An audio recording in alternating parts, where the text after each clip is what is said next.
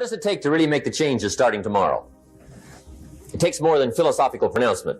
I know that. It also takes more than enthusiasm. I know we're hearing a lot about enthusiasm these days, but see, that just won't do the job. We're still hearing the old cliches of the 30s, right? To be enthusiastic, you must act enthusiastic. But see, that's not going to help. After you have leaped about, there are some things you got to do, or it isn't going to change. See, you can get all excited about lifting 200 pounds till you get to the gym. And then you need a new excitement. And the new excitement is called discipline. Major step to human progress. Discipline. If there's one thing to get excited over, that's it. Get excited over your ability to make yourself do the necessary things. What could you make yourself do starting tomorrow that would change it all? No telling. Now, see, that's exciting. On any given day, you can massively change the direction of your life. Murder is a clear example that any one person on any given day can forever alter the course of their life. It just happens to be a negative act. But just as sure as you can commit a negative act, you can also commit a positive act and forever alter your life. Whenever you wish. Now that's exciting. And whatever that act might be that changes your life. The guy finally takes a shotgun to his car and blows out every window, destroys every tire, puts 100 rounds in this shabby old thing. And he says, I have driven this embarrassing thing for the last time. And not only will I never drive it again, nobody else will ever drive it again. And he lets that shuddering thing stand there for a while as a monument to the day he said, today my life changes. Now who can do that? Anybody. When can you do it? Whatever day you pick. Now here's the key to discipline. Start with the little disciplines, get excited over the little disciplines, and get right on those because those will lead to the big ones. You can't handle the big challenges in life unless you take on the little ones. Make a list of all the things you can do, get right on those, discipline yourself for those, both for the results and for the muscle and for the practice. So that when life hands you some big challenges, you'll be ready, you'll have the muscle. But see, if you don't handle the small ones, you can't take care of the big ones. Okay, here's what else it takes for life change. Self-motivation. Key phrase, self-motivation. I don't know why we call it self-motivation. It's really the only kind there is. You got to motivate yourself. Because I found out you can't change people. They can change themselves, but you can't change them. Lord knows some I've tried. But see, it won't work. People have to change themselves. I learned some of those lessons early. I built a little sales organization way back in those early days. I'm 25. And I had some nice people. I said, I'm going to make these people successful if it kills me. I almost died, right? I mean, you can't do that. See, I discovered this. Good people are not trained, they're found. You find good people. You don't make them good, you find them good. Training really is for the purpose of finding good people. You don't need much instruction for a good person. Too much training probably means you got the wrong people. So you got to find the right people. That's the key to getting a good job done. One of the major things we learn in management, lesson 1, don't send your ducks to Eagle School, because it won't help. I mean, I'm telling you, it won't help, no matter how good your school is. And the little eagle badge and little eagle hat, I'm telling you, it won't help, it won't help. You can tell whether your school's done any good, right, is when it's over, right? The duck goes for his first rabbit and makes him a friend. You say, no, no, no. Anyway. So it takes self-motivation to really alter your life. And you don't want to give self-motivation away to somebody else and make it somebody else motivating you. The guy says, boy, if somebody just come by and turn me on. What if they don't show up, right? See, you got to have a better plan for your life.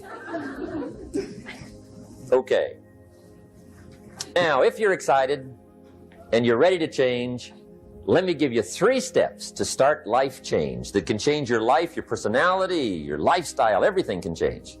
Here's the steps. Number 1, find out how things work. First key to doing better is find out. To change your life, really, you need ideas. There isn't anything an idea can't change. And Schoaf taught me the major problem is lack of an idea, not a problem. At first, I didn't have any money. I said to Mr. Schoaf, I don't have any money. He said, that's not a problem. Now, see, up until then, I always thought it was. Right? I was confused. He said, no, the problem is lack of an idea on how to create money and wealth. It isn't lack of money, it's lack of ideas. So if you get the ideas, see, you can change anything. Now, to get ideas, you need a constant study of finding out. Now, Schoaf also said, when you find out something that works, put the information in your journal. Don't use your head for a filing cabinet. Put it in your journal so that you can do the next best thing. Repetition, repetition, repetition. Go over it. And if you repeat it, go over it, sure enough, someday, some mysterious day, the idea takes root, starts to grow, and shows up in your bank account, and your dress, and your personality, and your lifestyle. But capture the ideas in your journal. Find out how things work. Schoaf gave me this word for my life change. He said, study. Great word. If you wish to be successful, study success. If you wish to be happy, study happiness. If you wish to be wealthy, study wealth. Don't leave it to chance. Make it a study. Some people just go through the day with their fingers crossed. See, that won't do it. You've got to study the things that can change your economic, social, spiritual, personal life. Now, here's a qualifying phrase. And we'll have several of these qualifying phrases throughout the seminar. Here's the first one. You may not be able to do all you find out. I understand that. You may not be able to do all you find out, but you should find out all you can do. See, you don't want to wind up at the end of your life and discover that you've lived only 1/10 of it. And the other 9/10 went down the drain. Not for lack of opportunity, for lack of information. So that's number one, find out how things work. Now here's the best human virtue for finding out, curiosity. Make a note of that. Curiosity. Be curious. You might add a word to it that'll help. Childish curiosity. What will kids do if they want to know something bad enough? Bug you. That's the phrase. They can ask 1,000 questions. You think they're through? They got another 1,000. They'll drive you to the brink. It's a virtue. When you gotta know, be like a child. In fact, Jesus, the master teacher, said, unless you can become like little children, you might as well forget it. You don't have a prayer. Excellent advice. You got to be like children. 4 ways, in my opinion, to be like a child. Number 1 is curiosity, and number 2 is excitement. Get excited like a child over your ability to make yourself do anything for change. 3rd is faith. Have faith like a child. Adults are too skeptical. And 4th is trust. Trust is a childish virtue, but the rewards are incredible. So be like a child. Now, if you're curious, let me give you 3 ways to find out how to change anything. Any life direction, any dimension. Here's 3 ways to find out how to change anything. Number 1 is to read. Become a good reader. All of the successful people I know and work with around the world, they're all good readers. Curiosity drives them to read. They got to know. They just read. Become a good reader. Now, that's my opinion. Listen to the other lecturers and listen to me and make up your own mind. Don't be a follower. Be a student. Okay? I say, really, for life change, you got to read. One way to learn is from your own experiences, but another way to learn is from other people's experiences. See, one book might save you 5 years if you read it. Did you know there's books on how to be stronger, more decisive, be a speaker, be a leader, have a better effect on other people, develop your personality? Did you know there's books on that and people don't read them? How would you explain that? And they can read. Did you know that hundreds of successful people have written their stories in books and they wrote down how they did it and people don't read it? How would you explain that? The guy's busy, I guess. You know, you get tied up. The guy says, well, yeah, you work where I work. By the time you struggle home, it's late. You got to eat a bite of supper, watch a little TV, get to bed. You can't sit up half the night reading. and the guy's behind on his car payment. Good worker, hard worker, sincere.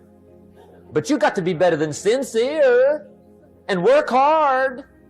Otherwise, at the end of your life, you'll wind up cold, stony broke. You got to be better than a good worker. You got to be a good reader. The whole world is governed by laws. The universe, in fact. Laws. We call it the law of electricity. We call it the law of gravity. There's mathematical laws. There's physical laws, speed and velocity laws, agricultural laws. There's all kinds of laws. Now that we find ourselves on the spinning planet, you just have to learn what I call the setup. Learn the setup. Life's setup. Now, we didn't set it up, but we're here, so you got to learn it. And we should learn the setup for two basic reasons. Number one, to keep from getting hurt. It's one of the major reasons for learning, so you won't get hurt. See, economically, socially, personally, you can get hurt just not knowing. Ignorance is not bliss. Ignorance is poverty. Ignorance is tragedy. You got to know, or you're going to get hurt. It's good to know not to walk out the 10-story window. That's excellent information. Now, what if a guy didn't know and he walks out? Now he's dead at the bottom. Somebody says, well, the poor guy didn't know. You got to know, or you're going to get hurt. Now, here's a parenthesis. You don't have to like the setup. I don't ask you to like how it is. That's not what's important. But it is important to learn how it is. Okay? So you don't have to like it, but you should learn it. That's what I tell the kids, right? Make sure you get the information.